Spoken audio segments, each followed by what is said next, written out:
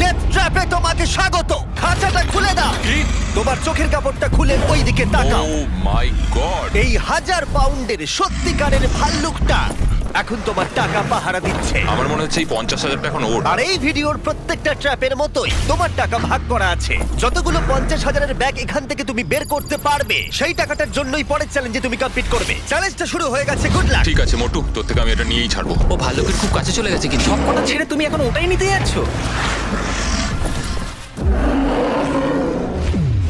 তুমি এত শান্ত আছো কিভাবে? আমি নেই, আমাকে দেখে মনে হচ্ছে, কিন্তু সত্যি কথা বলতে আমার খুব ভয় করছে। ভাল্লুকটা কিন্তু তোমার দিকেই তাকিয়ে আছে। ঠিক আছে, একটু সাবধানে ভাই।